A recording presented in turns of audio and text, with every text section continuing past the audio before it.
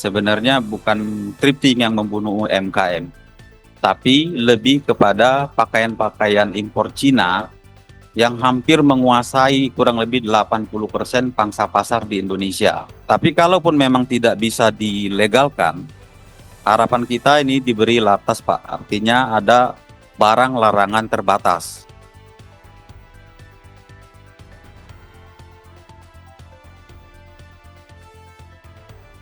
Kami ini adalah para pedagang pakaian thrifting dari seluruh Indonesia. Saya Rifai Hilalahi dari Pasar Senen, Jakarta.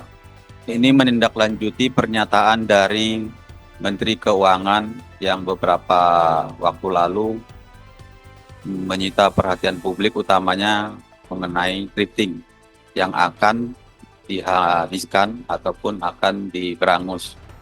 Jadi mohon izin Bapak, sebenarnya usaha ini sudah puluhan tahun kami geluti. Dan hampir tiap tahun selalu jadi bancakan, selalu jadi bahan, dan selalu jadi bahan isu. Kita tidak tahu kenapa isu thrifting ini selalu dinaikkan dan kayaknya seperti isu yang sangat seksi. Jadi selama ini usaha thrifting ini diidentikan mengganggu UMKM di Indonesia. Jadi kami perlu garis bawahi Pak, bahwa thrifting ini juga bagian dari UMKM. Kami itu termasuk pelaku-pelaku UMKM. Kalau dibilang thrifting ini jadi yang merusak UMKM, sebenarnya pasarnya beda Pak. Karena yang kita tahu, produk thrifting itu pangsa pasarnya beda, produk baru itu atau industri pakaian lokal itu beda. Jadi kenapa sekarang digandrungi thrifting ini? Karena thrifting ini memang di samping harganya murah, kualitasnya juga bagus. Itu yang membuat thrifting ini jadi menarik. Nah sekarang kenapa dibilang membunuh UMKM? Sebenarnya bukan thrifting yang membunuh UMKM, tapi lebih kepada pakaian-pakaian impor Cina yang hampir menguasai kurang lebih 80% pangsa pasar di Indonesia. Jadi kita punya data bahwa 80% lebih itu adalah produk Cina, sekian persen itu adalah produk dari itu impor dari negara-negara Amerika, Vietnam, dan India. 5%-nya itu sekitar produk UMKM itu meliputi tekstil di Indonesia. Nah, jadi yang kami harapkan Bapak sekarang untuk thrifting yang dijadikan alasan sekarang pembunuh UMKM, kami merasa sangat keberatan. Itu utamanya mengenai thrifting. Mengenai apa UMKM yang dibilang membunuh thrifting. Karena kita juga sudah berbicara kepada kawan-kawan pelaku industri lokal bahwa mereka pun sebenarnya secara tidak langsung tidak keberatan dengan adanya thrifting. Terus ada isu yang berikutnya Pak mengenai katanya mengandung penyakit.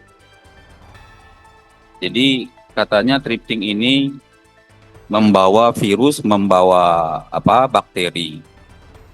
Tapi mohon izin Bapak Dewan yang terhormat, usaha ini sudah kita geluti kurang lebih puluhan tahun dan belum pernah kita dengar ada satu orang pun yang memakai baju thrifting yang menjadi gatal-gatal atau dia menjadi sakit karena memakai baju thrifting. Belum pernah. Pernah dulu diuji di 2010, kejadiannya kurang lebih seperti sekarang juga Pak. Waktu itu diuji katanya mengandung virus SARS. Tapi begitu diuji ternyata nihil. Tidak ada. Jadi sebenarnya semua isu-isu thrifting ini seperti dibuat-buat. Hampir tiap tahun Bapak. Tiap tahun isu thrifting diangkat, kita tidak mengerti apa sebenarnya agendanya. Tapi apakah ini karena agenda persaingan ekonomi antara produk Cina yang sekarang membanjiri negara kita? Mungkin kehadiran thrifting ini mulai mengganggu pangsa pasar barang-barang yang masuk dari Cina yang bebas sekarang ini. Jadi itulah garis besarnya Pak mengenai permasalahan kami di thrifting.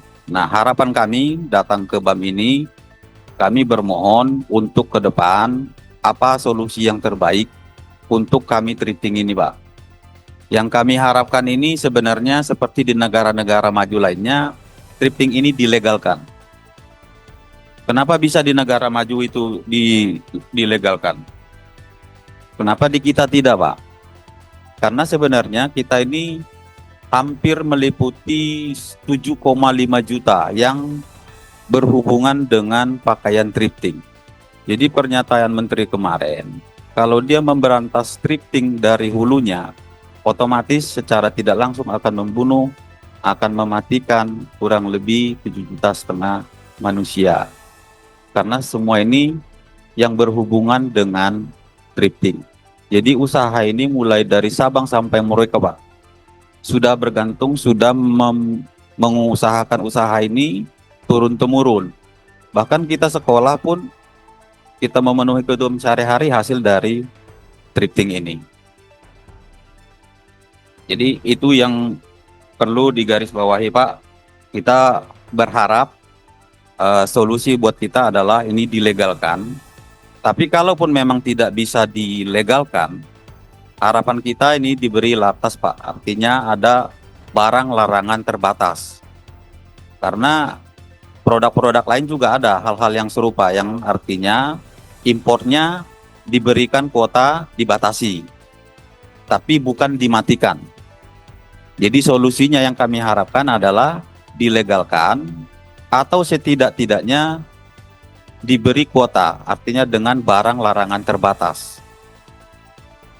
Itu harapan tujuan kami yang utama, Pak, untuk dari thrifting. Terima kasih.